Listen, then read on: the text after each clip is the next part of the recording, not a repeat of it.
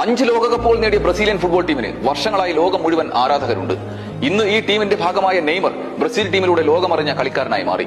പക്ഷേ Brazilian football ടീമിനെ ലോക ആരാധകരുടെ മുന്നിൽ എത്തിച്ചത് പെലെ എന്ന ഇതിഹാസമായിരുന്നു.